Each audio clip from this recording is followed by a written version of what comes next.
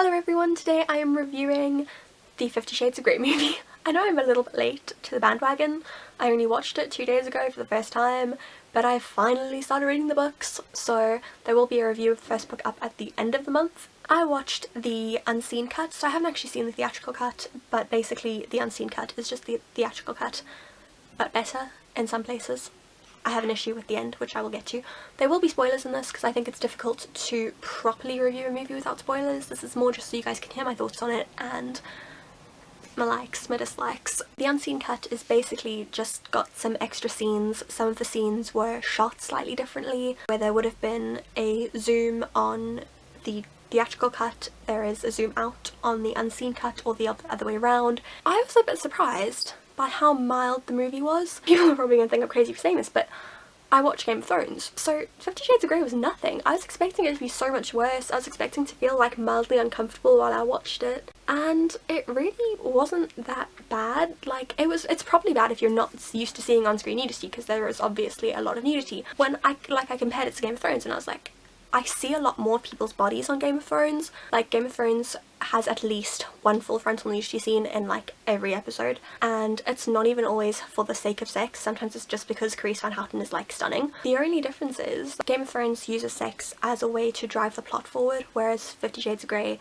the plot is sex. If you compare the sex scenes, like, you see a lot more in Game of Thrones. 50 Shades of Grey is just a little bit kinkier. Like, the stuff that they do is more like erotic and sensual, and the angles are very like sensual and setting the mood and very like ooh and romantic, whatever. Whereas with Game of Thrones it's like prostitutes. And that's another thing, people are like, oh, 50 Shades of Grey is so messed up, but like, it's consenting sex. Kinky, yes, but it's sex between two consenting adults who are in kind of a relationship, who are starting to fall in love. And on a show like Game of Thrones, there's like rape and people having sex with prostitutes. But that's not better. I think like 90% of the negative hype surrounding the film and the movie actually is just kink shaming, and people are like, it's so weird, it's so gross, And then the other 10% is people within the BDSM community who are upset that they've been shown in a slightly negative light and in a way that's not very accurate. Which I get. I understand their deal. I understand where they're coming from, because from what I know of BDSM and the community, the story isn't the best portrayal of it, but I do think that improves in the later books and therefore in later movies, and I will get to that when I review the later books and the later movies, because 50 Shades Darker is coming out in February, I think. Are they doing Valentine's Day again? I don't know. I love how last year the Valentine's Day movie was Deadpool, and this year it's 50 Shades Darker. Although both have pretty explicit sex scenes. So maybe there's not that much difference. And there is going to be some violence in this one, I think. Anyway, I'm getting very, very sidetracked. Wow, I should have made notes for the movie one like I made for the book one, because the book video is going to be super long. And now the movie video is not going to be short. I really enjoyed the film. It was not a good movie. I mean, you can't make a good movie out of a bad story. It's difficult. And it's not a great story. But I did enjoy it, and I love Jamie Dornan, and Jamie Dornan is beautiful and perfect, and I like Christian, so Jamie Dornan playing Christian was just like, ah. I also really like Dakota Johnson. My boyfriend thinks that she's like mildly pretty at best. I think she's beautiful. I think she was such a good choice, and I think he was a good choice as well. Sorry, I don't want to hear you're not my Christians. He's my Christian, okay? I love him. That is one of the perks, I think, of reading books after the film comes out. It sucks that you don't get the same opportunity to create the characters in your mind, but it does also stop you from getting disappointed when they cast the wrong person. So the whole time I was reading the book, I was seeing Jamie Dornan and Dakota Johnson. So when I saw them in the movie, I was just like, yes, you're perfect. This is exactly how I thought you were gonna do it. I also thought that they made good scenes out of some bad dialogue. 50 Shades of Fucked Up and Welcome to My World, I felt, were two not very good lines in the book, but you know, Jamie Dornan made them work. He did. Also, Fuck the Paperwork went really well. I liked that, I did. Thought the movie was shot really well though. I liked the general scenes, I liked the general aesthetic and tone of the film, and I think that they shot the sex scenes really well. They made them sexy and erotic without being too explicit. Like, you see nipples. Oh well, 100% of the world's population sees them every time they get dressed. I don't really have a problem with nipples on screen, and they were quite, the like vagina shots were not too explicit. Like, they weren't gross. If it was a close-up, it was usually like it's more of a suggestion, like her leg would be up and then you just see the line going down or something. So I just think it was shot really well, and they managed to make it sexy and erotic and have real nudity without it being too sleazy. The nudity was there for a reason, and the way that they showed the nudity was there for a reason. It wasn't just Dakota Johnson's hot, so we're going to show her naked as often as possible. Like, they have a lot of sex, so they needed to show a lot of sex. It's just kind of too unnatural to have that many sex scenes in a movie and for you to never see someone's nipple. I don't know. I'm talking a lot about nipples. Also, I'm really liking what the lighting's doing today. It's kind of like dark and moody, but then my face is nice and bright. I'm a big fan. I'm a big fan. When I put this onto my computer, it's gonna look so crap, but on my screen, it looks great. What else did I have to say? Oh, Luke Grimes. Wasn't a big fan of his casting. I didn't know the rest of the cast. I only knew Jamie Dornan and Dakota Johnson, so I keep wanting to say Dakota Fanning. Elliot, I imagined being like the male Kate, very like clean cut, light blonde hair, good cheekbones. Actually, Luke Grimes does have very good cheekbones, like light stubble, and I just felt like Luke Grimes looked a little, well, grimy.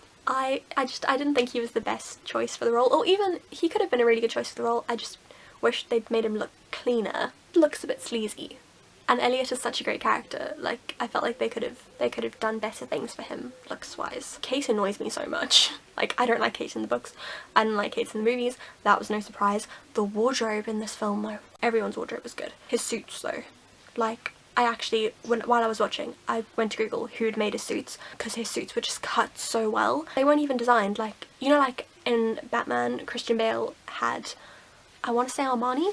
Were they Armani suits? I think they were Armani suits in Batman, or in one of the Batmans they were Armani. So I actually Googled to see who had done the suits for 50 Shades of Grey, and it was just the costume designer. He just did really exceptional suits, like they were just cut so well, and oh, A++. I don't remember who the costume designer was, but whoever it was is amazing, especially at suiting. He should go into menswear designing and just design suits all the time, because he makes a really good suit. I didn't actually notice that like progression of the suits until I read an article about it, and I was like, oh, that's so true. At the beginning of the movie you see him in grey. Obviously they wanted to make a statement with, like, it's 50 Shades of Grey, they want to make a statement with him wearing a grey suit. But then, like, as Christian starts to soften, his colour palette starts to soften. So then you see him in a navy suit, and then you see him in a brown suit, and he's getting warmer and less cold, less hard as the movie goes on. It's a very subtle thing, and I think you subconsciously pick up on it. The ending. I was not a fan of the ending, I have to say. I was a fan of the original ending. As I said, I watched the unseen cut, and then I went and googled it to see what the differences were between the unseen cut and the theatrical cut, because I was like, I'm not going to watch the theatrical cut straight away to see what the differences were. In the theatrical cut, the movie ends when she leaves him. He goes, Anna, she says Christian, and then the doors close, and it's a mirror of the beginning of the film when she goes to interview him, and she gets into the elevator after the thing, and he goes, Anastasia, Steele, whatever. I don't know if they use surnames or first names. I think they use first names, and I was like, you're not allowed to call him Christian. You have to call him Sir. Which I really...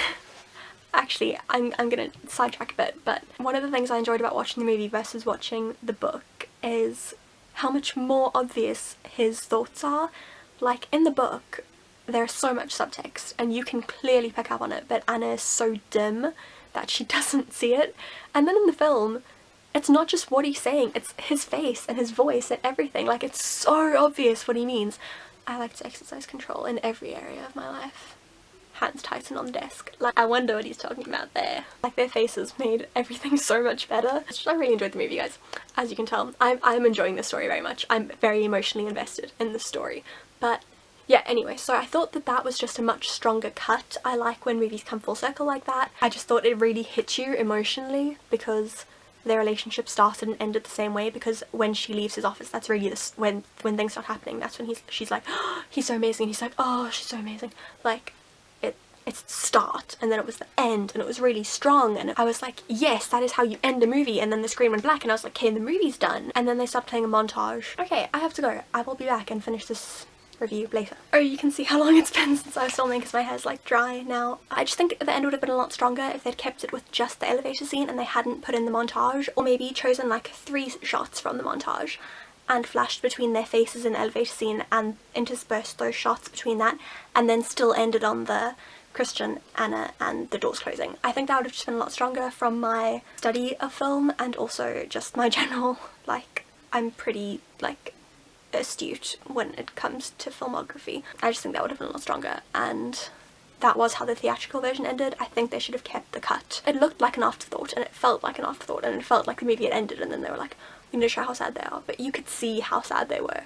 They're pretty good actors. They had the emotion on their face. So I think that's all I have to say about the film. I really enjoyed it. I don't care that people think it was rubbish. It's not a good movie in terms of being a good movie, but it was enjoyable, and I am really emotionally invested in the story, as I said, so yeah, I enjoyed it.